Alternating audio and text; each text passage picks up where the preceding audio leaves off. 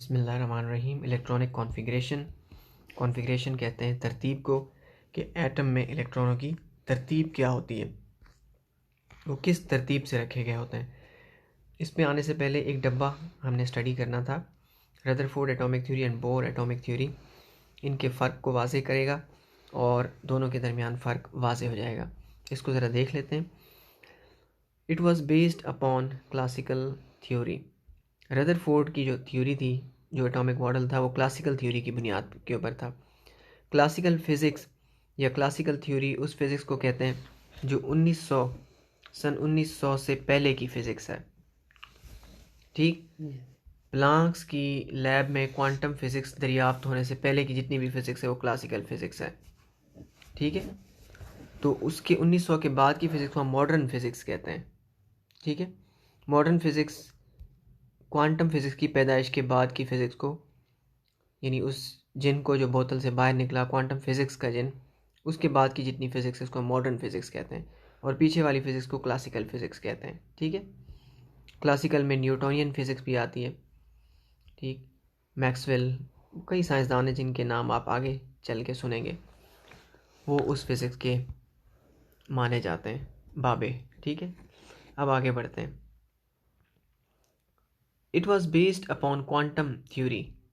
Bohr का atomic model वो अलग दुनिया का था जिसको हम क्वांटम थ्योरी कहते हैं या क्वांटम फिज़िक्स कहते हैं और मॉडर्न फिज़िक्स भी कहते हैं। Electron revolve around the nucleus.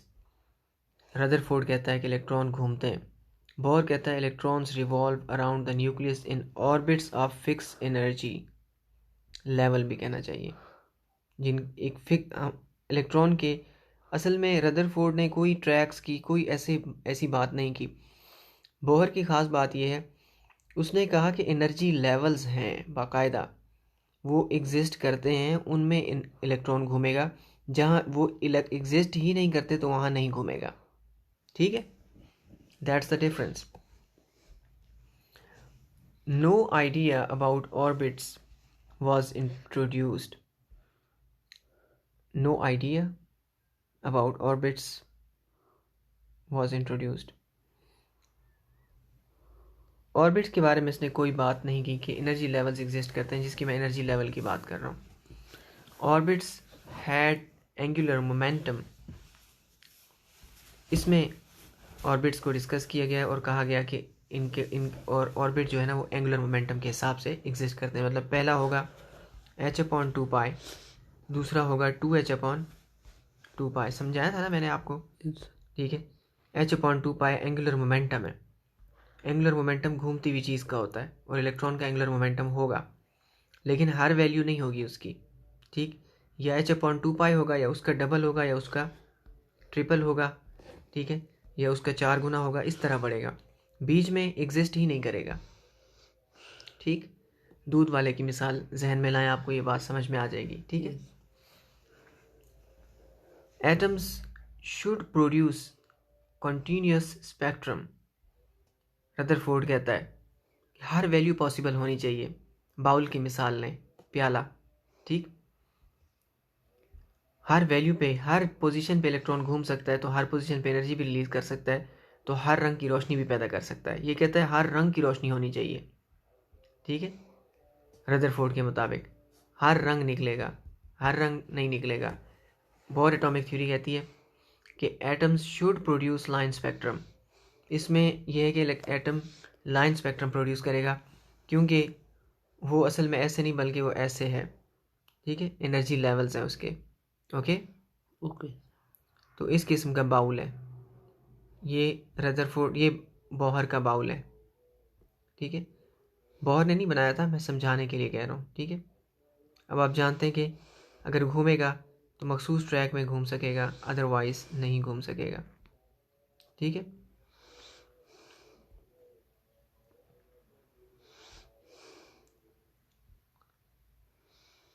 इस किस्म का बाउल मार्केट में मिलता नहीं है, क्योंकि क्वांटम फिजिक्स की दुनिया का बाउल है।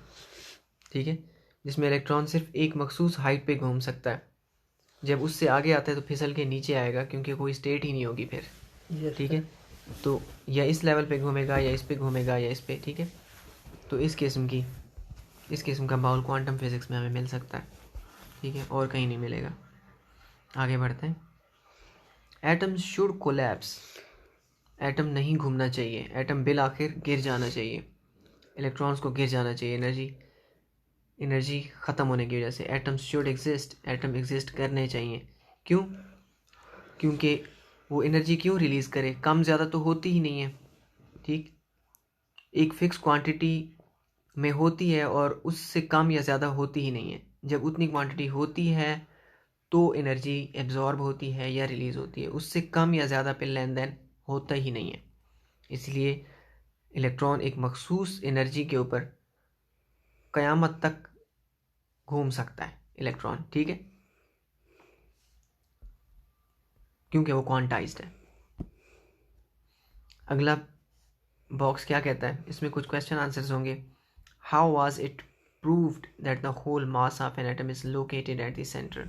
आपको पता है अल्फा रेज फायर की गई थी, फायरिंग के नतीजे में कुछ अल्फ़ा पार्टिकल्स के गोले कहूँगा मैं, क्योंकि बहुत हाईली एनर्जेटिक होते हैं, वो टकरा के वापस आ गए।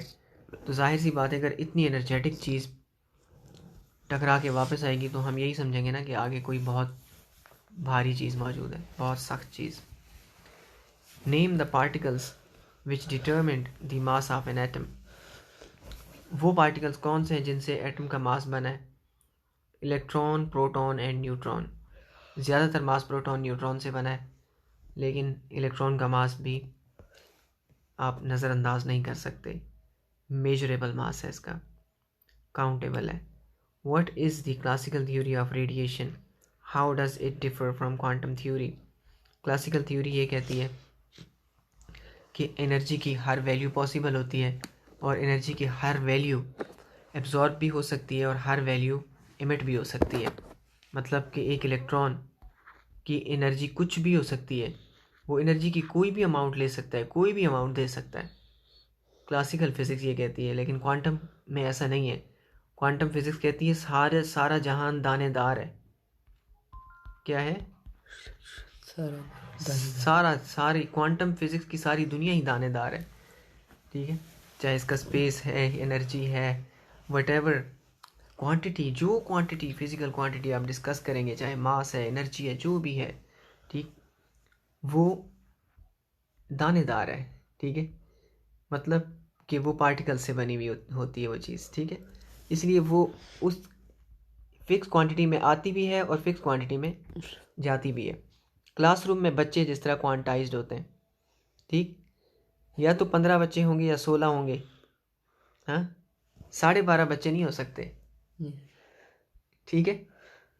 हमारा टाइम 12:30 होता है, लेकिन 12:30 बच्चे नहीं होते। क्वांटम फिजिक्स इस तरह है, ठीक है। तो इसलिए इलेक्ट्रॉन की फिक्स एनर्जी होगी, उससे कम या ज़्यादा नहीं हो सकती, और वो लेगा भी उसी हिसाब से और देगा भी उसी हिसाब से, ठीक। How can you prove that N angular momentum is quantized. आप कैसे प्रूव कर सकते हैं कि एंगुलर मोमेंटम क्वांटाइज्ड है?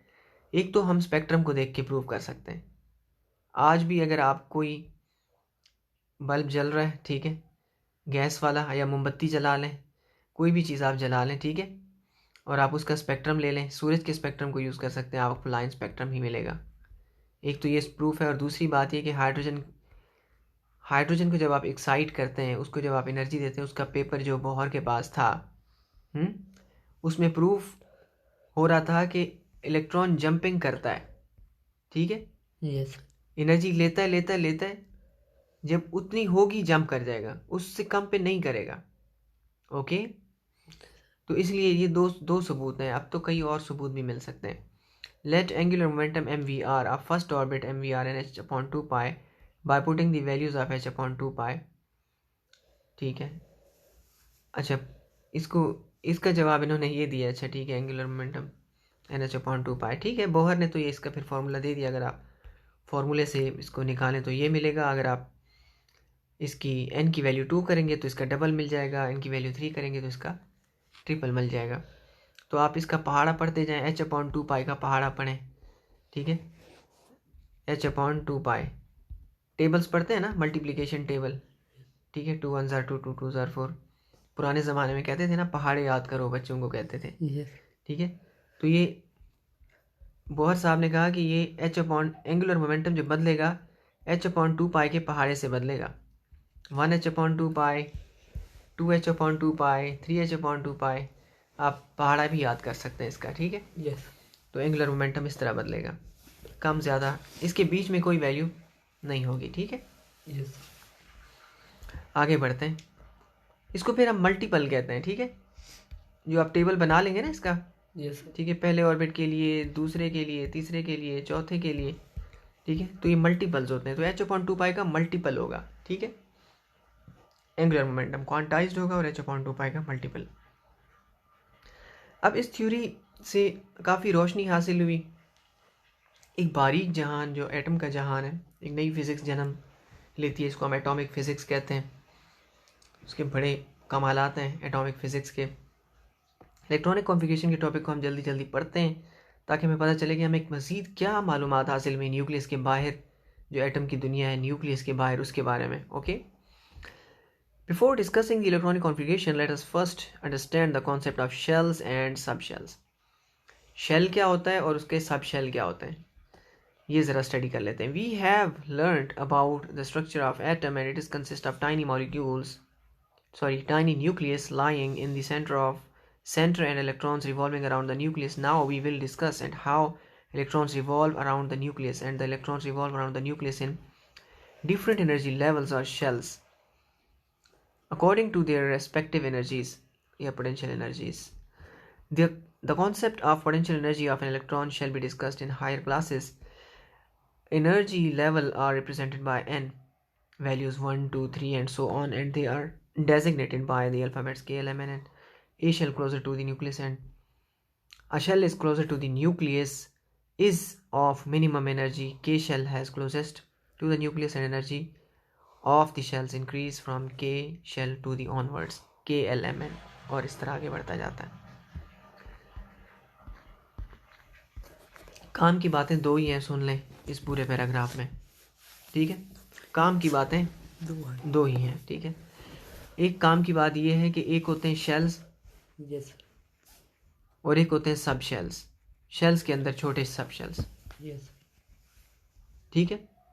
शेल्स तो वही हैं जो बोहर ने डिस्कवर किए थे, ठीक है, क्योंकि बोहर ने हाइड्रोजन एटम से तहकीक की थी ना। आपको पता है हाइड्रोजन के पास एक ही इलेक्ट्रॉन होता है, ठीक है, तो उसको सिर्फ शेल ही मिले थे, सब शेल नहीं मिले थे। जब हम और एटमों की बात करते हैं जिसमें ज़्यादा नंबर ऑफ एटम्स होते हैं, ठीक, तो फिर पता चलता है कि नहीं, सिर्फ शेल्स नहीं है, बल्कि शेल के अंदर सब शेल भी हैं, ठीक है। बल्कि शेल खुद सब शेल्स से बना हुआ है। जिस तरह सेल से तमाम जानदार बने हुए, ठीक है, जिस तरह एटम्स से सारे एलिमेंट बने हुए, इस तरह शेल्स भी किसी चीज़ से बने हुए। ये शेल्स किन से बने हुए, ये सब शेल से बने हुए। अब सब शेल की ना, ये बात जहन नशीन कर लें, सब शेल की 4 किस्में हैं। सारे शेल्स जो होते हैं, चाहे के है, एल है, एम है और एन भी होता है, के एल एम एन शेल्स हैं।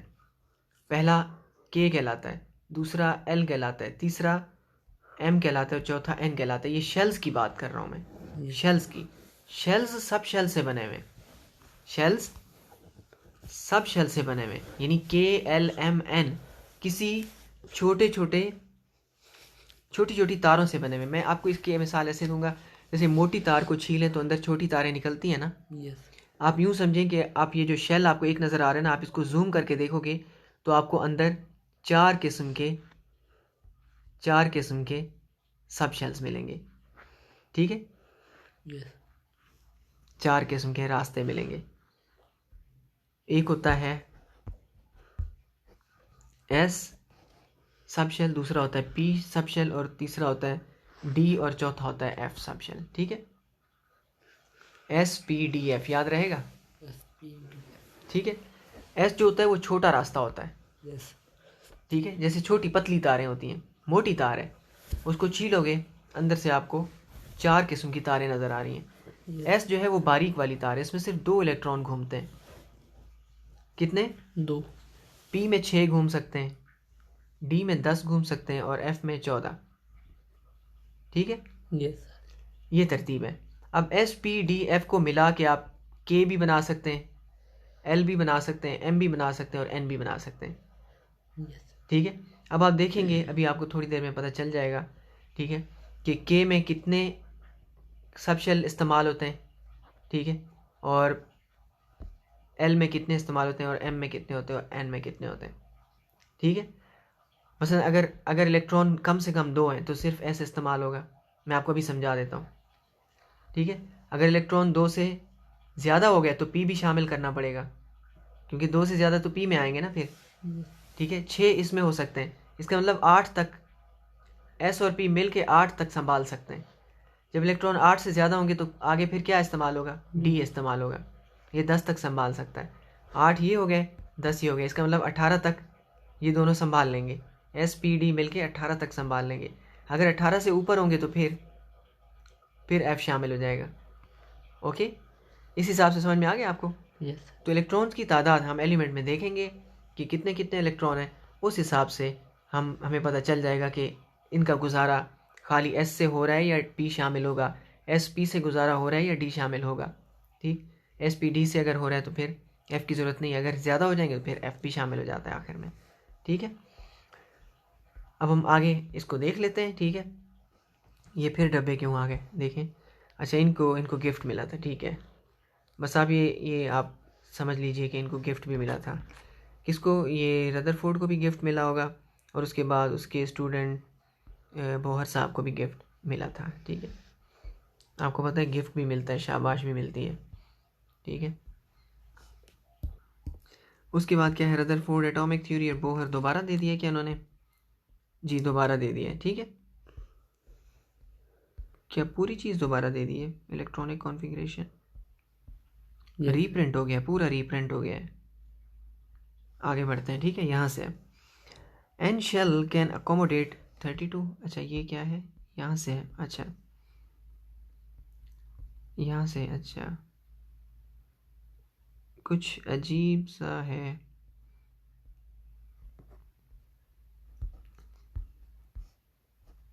जो भी है इसको छोड़ें, ये सारी बातें हम आपको नीचे बता देंगे। ठीक है, एक चार्ट दिया हुआ है, उसमें ज़्यादा अच्छे से गिवन है। ठीक है, अब आप इन पॉइंट्स को सुन लें।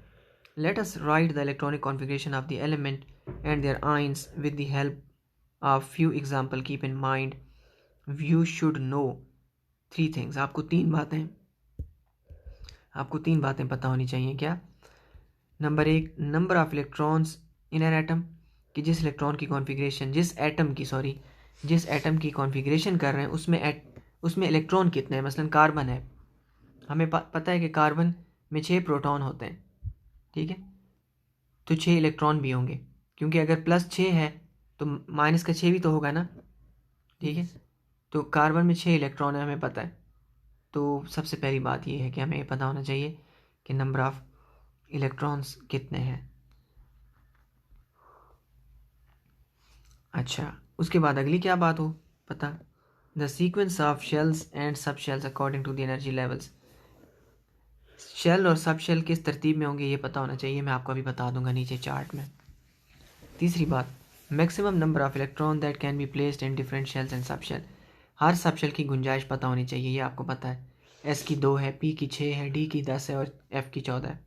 ठीक, अब हम नीचे देखें कि नीचे हम चार्ट की तरफ जाते इधर उन्होंने ये बताया कि ये शेल्स हैं, सब शेल नहीं, शेल्स हैं। के में 2 आते हैं, एल में 8 आते हैं, एम में था ही 1, वरना एम में ज़्यादा आ जाते हैं, 18 आ सकते हैं टोटल। ठीक है, लेकिन एलिमेंट ही ऐसा है, बेचारे के पास इतने हैं नहीं। कितने हैं? 11 किसके होते हैं? सोडियम के होते हैं। ठीक है, तो सोडियम के पहले किस में आएंगे? पहले में आएंगे 2।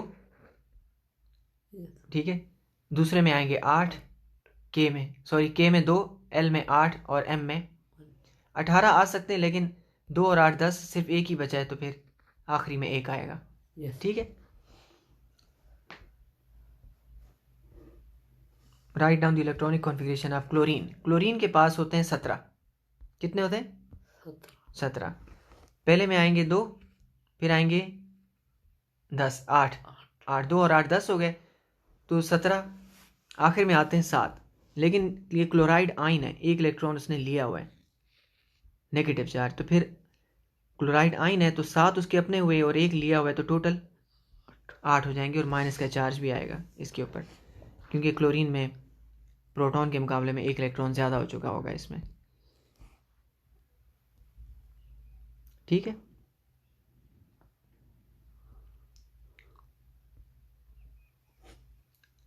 अट्ठारह इलेक्ट्रॉन कॉन्फ़िगरेशन। अच्छा, अब इन्होंने सब शेल की भी करके दिखाई है कि ये 18 सब शेल में किस तरह सेट होंगे। ठीक है, ये सब शेल की भी इन्होंने करके दिखा दी है। सब शेल की इजी है, कोई मुश्किल नहीं है। आपको पता है कि हम इलेक्ट्रॉन्स को भरते जाएंगे। पहला जो होता है के, उसमें 2 हैं, एल में 8 हैं। ठीक है, और एम पता नहीं एम तक, एम में जाते हैं 18। ठीक है, अब हम इस हिसाब से करके देखते हैं। ठीक है, ये तो के में 2 हैं तो इसमें सिर्फ एक एस ही चाहिए होगा, S2। एस में 2 आ जाते हैं ना। यस एल में क्या चाहिए होगा, 8 हैं, एक एस चाहिए होगा। अब एस से पूरे नहीं हो रहे ना, फिर पी भी शामिल हो जाएगा। ठीक है, तो S2 और कितने बच जाएंगे, 6। ठीक है, पी में 6 आ जाएंगे, 10 हो गए टोटल। अब इसके पास और कितने हैं, 10 इलेक्ट्रॉन तो हमने एडजस्ट कर लिए हैं।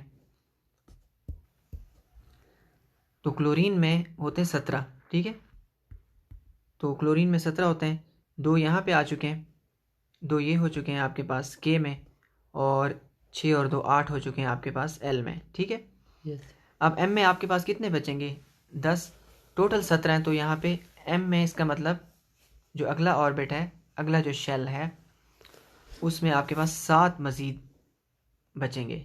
ठीक है, टोटल गुंजाइश 18 की ज़रूर है, यस लेकिन क्लोरीन के पास हैं कुल 17, जिसमें से 10 अपनी जगह पे आ चुके हैं, तो बाकी 7 रह गए ना एम में।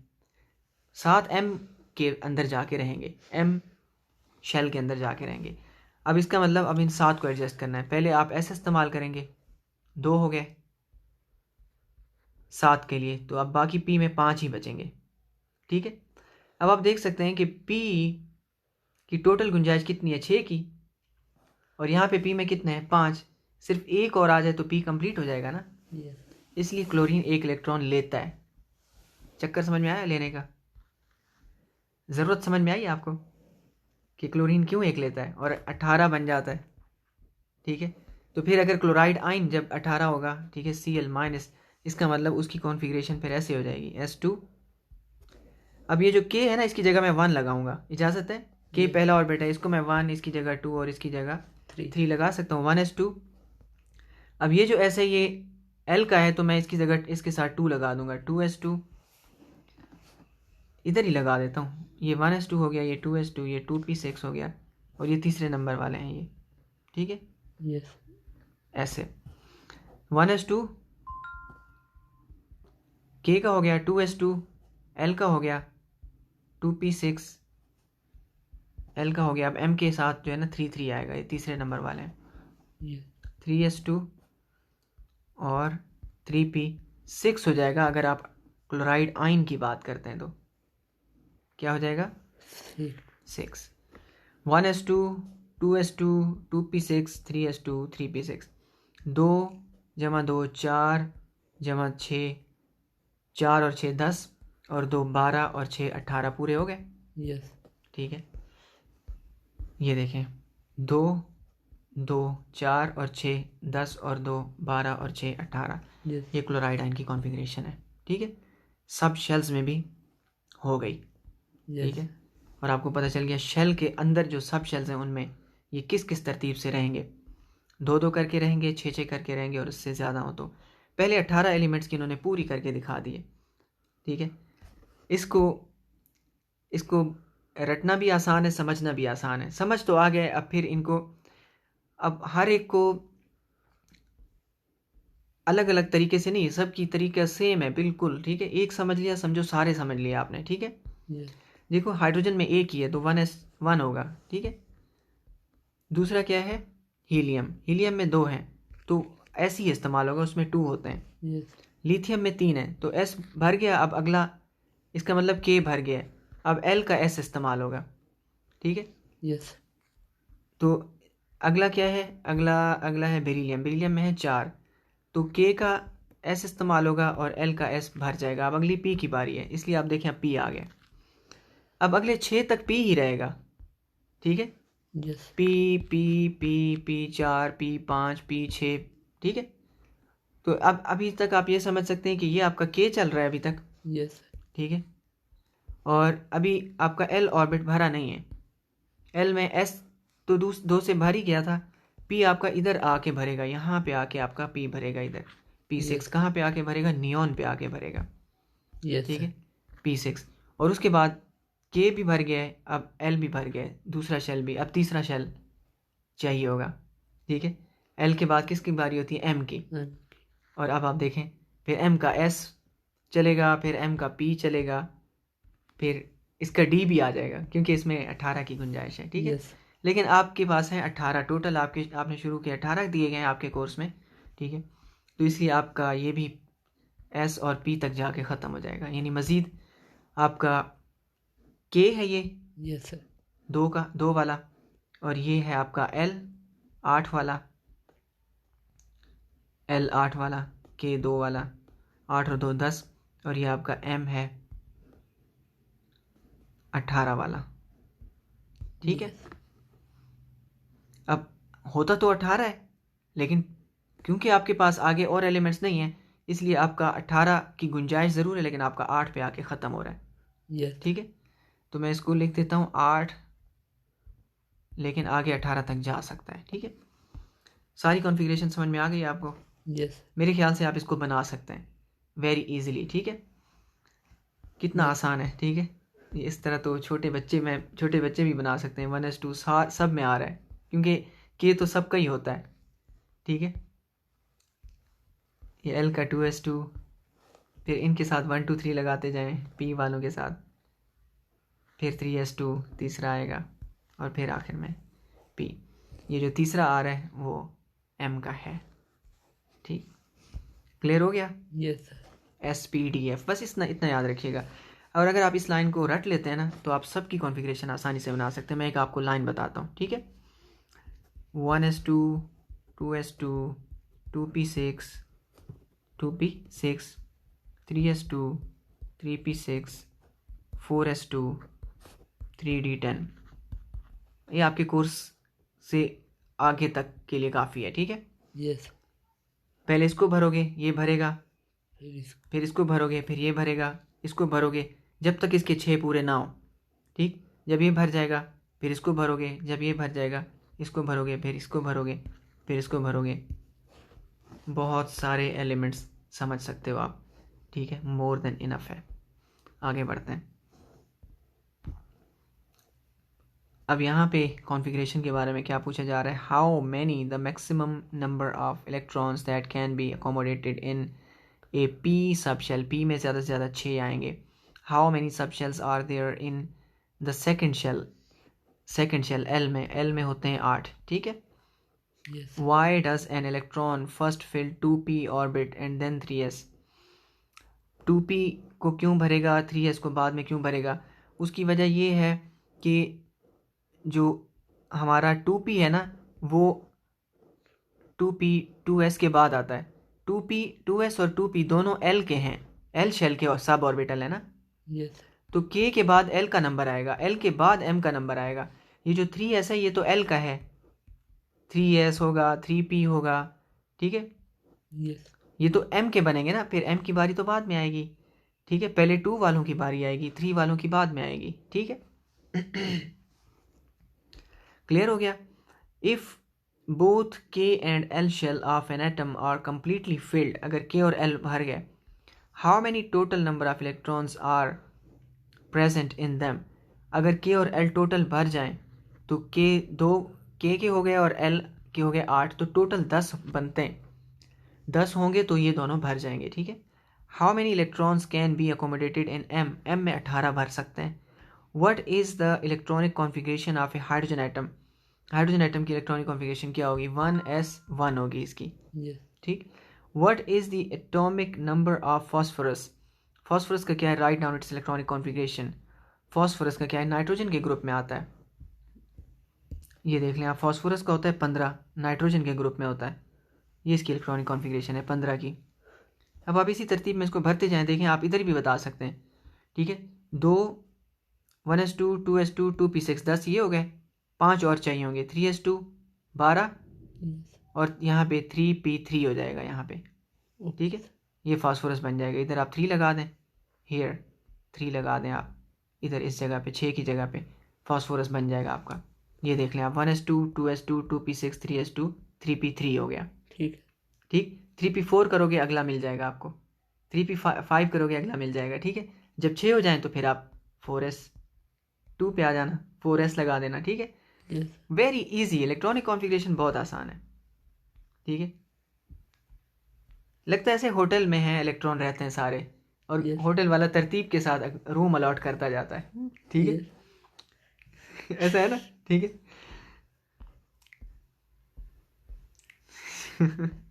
वेरी इजी, आगे बढ़ते जाते हैं। If an element has atomic number 13 and atomic mass 27, how many electrons are there in each atom of the element?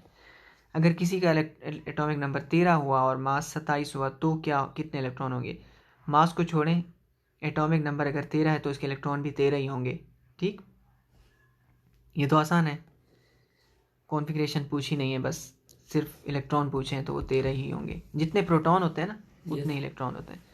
How many electrons will be in M shell of an atom having atomic number 15? उसके M में कितने electron होंगे जिसके हों total electron 15 हों? देखिए के हो गए 2, के 2 हो गए, एल के हो गए 8 10, तो एम में 5 बचेंगे ना। हालांकि आ तो 18 सकते हैं, Yes, sir. 18 कमरे हैं, लेकिन मेहमान ही 5 हैं तो 5 खुलेंगे ना, बाकी तो बंद रहेंगे। तो इसका आंसर है 5। What is the maximum capacity of a shell? किसी शेल की मैक्सिमम कैपेसिटी कितनी होती है? डिपेंड करता है उसमें सब शेल कितना है, ठीक है। Yes, sir. अगर हम के की बात करें, इसमें एक ही सब शेल है, एस तो इसकी कैपेसिटी 2 की है, एल में 2 सब शेल हैं, एस Yes. पी इसकी कैपेसिटी 8 की है, एम में 3 है, एस पी डी इसकी कैपेसिटी 18 की है, ठीक। Yes, sir. इस तरह एन होगा उसकी कैपेसिटी ज़्यादा होगी, उसमें एस पी डी और एफ भी शामिल होता है। Yes, sir. तो इसलिए शेल की कैपेसिटी डिपेंड करता है उसमें कितने सब शेल हैं, उसके हिसाब से होगी, ठीक है। ये टॉपिक कंप्लीट। आइसोटॉप्स बहुत आसान और काम का टॉपिक होता है। आइसोटॉप हम इसको स्टडी करेंगे, चैप्टर एंड होने वाला है, ठीक है। कार्बन के isotopes and then it's gone, ठीक है, चैप्टर ख़त्म। चलिए अब हम चैप्टर के एंड की तरफ बढ़ते हैं, आइसोटॉप्स की बात कर लेते हैं। यहाँ पे आके एक और बात गलत हो जाती है, उसकी थोड़ी सी खिसक जाती है गलती। देखिए गलत गलत होता है, सही सही होता है, ठीक है। तो इसमें डॉल्टन साहब ने कहा था कि एक एलिमेंट के सारे ही एटम सेम होते हैं, आइडेंटिकल होते हैं, कहा था ना उसने। ठीक है, ये बात किसी हद तक तो सच है, लेकिन एक मकाम ऐसा है, एक मकाम ऐसा है जहाँ पे आके ये बात गलत हो जाती है। वो मकाम है आइसोटॉप। Yes, sir. आइसोटॉप्स क्या होते हैं, देखें इसके बारे में पढ़ता हूँ, आप फिर आप इसको समझ जाएंगे।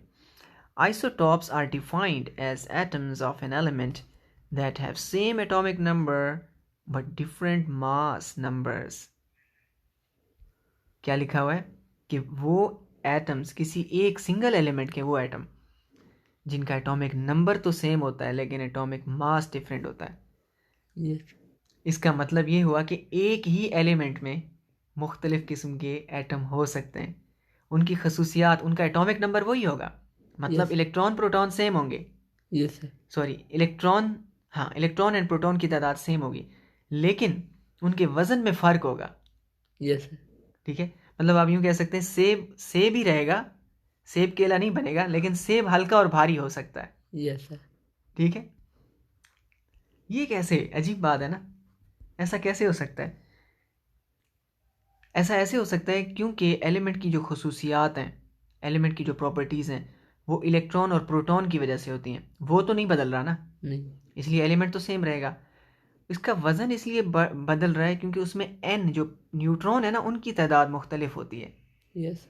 ठीक है, अगर न्यूट्रॉन की तादाद बदलें तो एटम के वज़न में फ़र्क पड़ेगा, उसके मास में फ़र्क पड़ेगा, लेकिन उसकी केमिकल प्रॉपर्टीज़ में कोई फ़र्क नहीं पड़ेगा।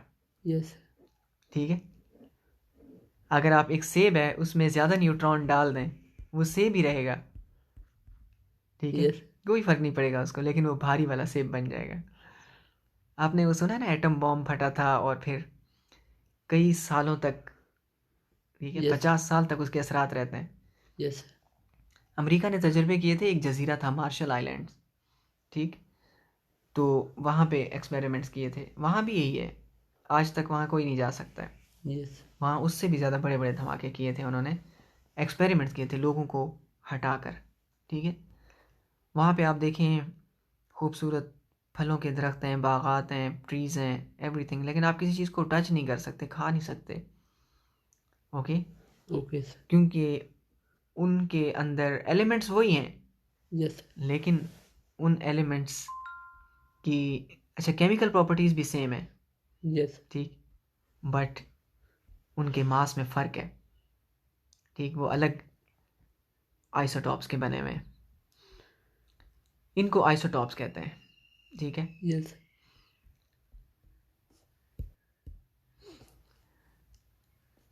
मतलब आइसोटॉप्स में डिफरेंट आइसोटॉप से सेम तरह की चीज़ें बन सकती हैं।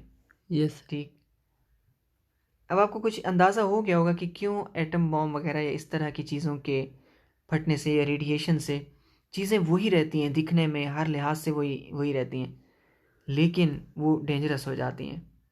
यस। कि सेब सेब ही है, लेकिन वो एक हल्के वाला सेब, ये हल्का वो हल्का नहीं है। हम देखते हैं कुछ बड़े सेब होते हैं, ठीक है, कुछ हल्के सेब मिल रहे होते हैं। यस। ठीक है, इनके हम इनके एटम के अंदर की बात कर रहे हैं। ठीक है, यस सर। हाइड्रोजन के आइसोटॉप्स पढ़ते हैं, आपको बात समझ में आ जाएगी, मज़ीद क्लियर हो जाएगी। ठीक है, हाइड्रोजन पीरियोडिक टेबल का पहला एलिमेंट है। आपको पता है हाइड्रोजन एक प्रोटॉन और एक इलेक्ट्रॉन से बना हुआ है। यस। और हाइड्रोजन की प्रॉपर्टीज़ भी बड़ी इस लिहाज से यूनिक प्रॉपर्टीज़ हैं, कार्बन के साथ मिलके हाइड्रोकार्बन्स बनाता है और फिर ये लाखों कंपाउंड्स बनाता है। और हम जानते हैं हमारी बॉडी में भी हाइड्रोजन मौजूद है बहुत ज़्यादा, पानी की शक्ल में आप देख लें H2O। ठीक, यस। फिर पानी का एटॉमिक मास क्या होता है, 16 जमा 2 18 होता है। ठीक है, ठीक है, यस। लेकिन हाइड्रोजन 3 रूपों में मिलता है, 3 रूप हैं इसके। ठीक है, एक सबसे हल्की शक्ल है इसकी, हल्का रूप है, एक उसका थोड़ा भारी रूप है और इसका और ज़्यादा भारी रूप है, लेकिन हैं तीनों hydrogen. Yes. Chemical properties same है, तीनों से पानी बन सकता है, तीनों से ग्लूकोज बन सकता है, तीनों से, ठीक है, मिठाई बन सकती है, तीनों से हलवा भी बन सकता है। यस। समझ में आई बात? लेकिन फ़र्क क्या है कि जो आम हाइड्रोजन है उसमें कोई न्यूट्रॉन नहीं होगा, ज़ीरो न्यूट्रॉन। ठीक, कोई भी एलिमेंट जब हम लिखते हैं तो उसका एटॉमिक मास नंबर नीचे लिखते हैं और एटॉमिक नंबर ऊपर लिखते हैं। इन्होंने एक ही तरफ लिखा है, कुछ इस तरह भी लिखा जाता है, मसलन इस तरफ भी लिख सकते हैं। ठीक है, यस। इसमें इसका मास नंबर एक ही है क्योंकि इसमें न्यूट्रॉन 0 है। ठीक है, यस। और प्रोटॉन एक है, एक प्रोटॉन और 0 न्यूट्रॉन, यस सर। तो 1 + 0 1 ही आएगा।